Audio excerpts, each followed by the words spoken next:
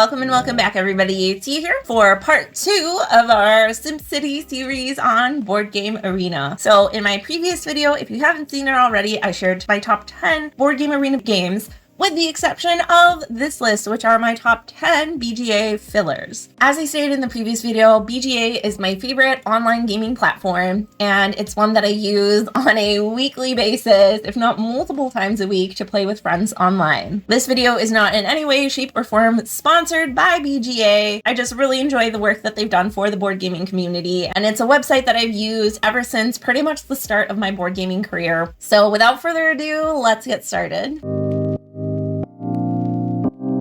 The first game on my list is a 2-player game with this super cute theme, and that is Bubbly Pop. This is a 2-player head-to-head game where you are trying to get bubbles of certain colors lined up on your board. It's a very straightforward game. It really has an app-style feel to it, kind of like Candy Crush or some of those other Bejeweled games where you're trying to get 3 of a same color bubble in a row. The cool thing about this is they trigger different abilities that you can use to manipulate either yours or your opponent's bubbles, and they even have an expansion to change things up if you get sick of using the base game 5 powers over and over again.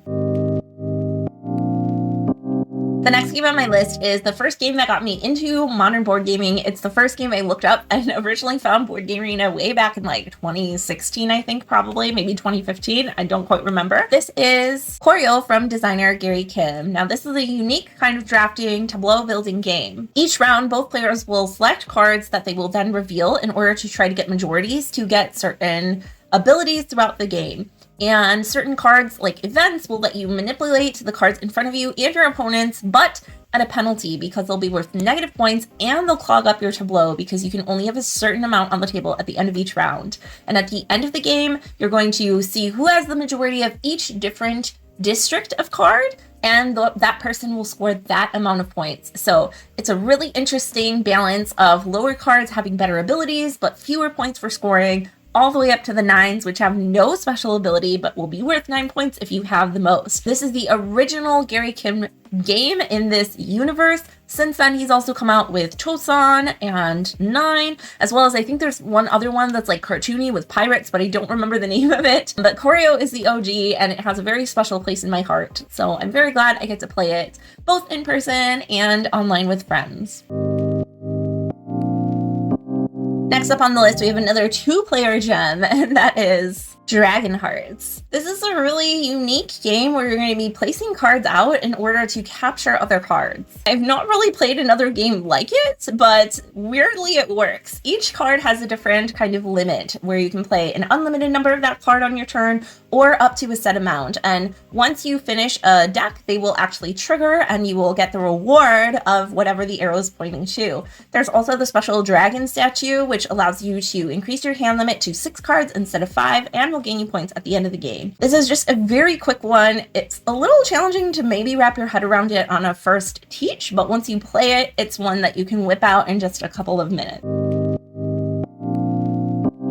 The next game on this list is one that I discovered very recently, but has become a fast favorite, and that is Tucano. In Tucano, you're going to be trying to collect different sets of fruit. It's a very simple premise where you're going to lay out cards in column A, B, C, and choose one of those columns to take. Most of the cards are fruit that have unique scoring objectives, like you can see with the papaya, the more you get, the more they're worth, or with the banana, if you have a majority, they're 2 points each, otherwise they're 0. We also have these unique toucans, which allow you to either flip over and lock in your cards, gift cards to your opponent, or steal cards even throughout the course of the game. This is a very straightforward, light, fun game, and it has absolutely adorable art. Another great 2-player game is Jekyll vs. Hyde. This is actually a 2-player trick-taking game, which is a genre that is unique but gaining some traction. In Jekyll vs. Hyde, you are playing as either Jekyll, who wants to keep the decks even with both players winning as close to 5 tricks as possible, or Mr. Hyde, who wants to create chaos and have the difference between the number of tricks won from both players be complete opposite, 0 to 10 either way. In order to help balance this out, Jekyll vs. Hyde has introduced potions, which are number plus cards that will win against their same numbered opponents of any different suit, but will allow you to manipulate the cards in different ways. I also love that the trump suit is dictated by which cards are played first in the round. So as you can see here, the purple card is going to be less than red, less than green, because the first color card that came out was purple, followed by red, followed by green. Really unique, interesting way of changing things up in terms of trick taking and making it viable for 2 players. Next up on the list is actually a speed-based game called Panic Lab. When I saw that this was on Board Game Arena, I about lost my mind because I absolutely freaking love this game. In Panic Lab, you are going to be rolling a set of dice which will show you which tank the amoeba has escaped from, what color, what shape, and what pattern you're looking for. Now, it's interesting because as the amoeba travels throughout the lab, it can actually go through different mutations or slip through vents, which change up what you're looking for or where. This is a super easy game to learn, but it's a really fun one to wrap your head around. I was skeptical about how a speed game would work out on Board Game Arena, but it has been super fun to play, and it's one of my go-tos when I just want a quick 5-minute game. Next, we have a game that is based on a larger game, both of which are on Board Game Arena, and that is Conspiracy from the Abyss universe. While both Abyss and Abyss Conspiracy are on Board Game Arena, I find myself playing Conspiracy a lot more just because it is a lot quicker, to the point, and easier to teach. In Conspiracy, you are going to be selecting cards to add to your tableau, trying to get the highest card of each different color, but also building up a Senate chamber of one color. Different abilities such as pearls or keys will help you unlock locations or get point bonuses. This is a super cool card game. The art is absolutely gorgeous, and this is a great implementation and one to play online with friends. Next up is a very social game that you can play with up to 8 players, and that is Similo. In Similo, you have a grid of cards and you're trying to deduce which is the target card. I love that on Board Game Arena, they give you all of the different decks to choose from, whether it's history, fables, spookies, etc., you name it. This is just a really fun one to be able to play with friends, especially if you have voice chat features that you can use on the side or through Board Game Arena. It's one that I've showed to a lot of people since learning about it this past year, and we've had a lot of fun playing it both in person and online. The second game on my list is a card game classic called Coloretto from designer Michael Shaw. Coloretto is a delightful game about collecting different colored chameleons, where you are going to be building up the rows that will be drafted by placing out different colored cards. Now, the interesting thing is that you're not trying to get as many cards as you can, but rather as many cards as you can of 3 colors, because any of the other sets will actually count as negatives. There's also an advanced scoring you can use, which is also included on Board Game Arena, where the sets score differently. So even if you have the most of a color, that'll actually not get you the best amount of points. So there are a couple different ways to play it, and I'm super grateful that Board Game Arena has the 2-player variant on here as well. As I said, these days, mostly when I'm playing online, it's with one other friend. So this is a great one for a group of friends or for 2 people to be able to play.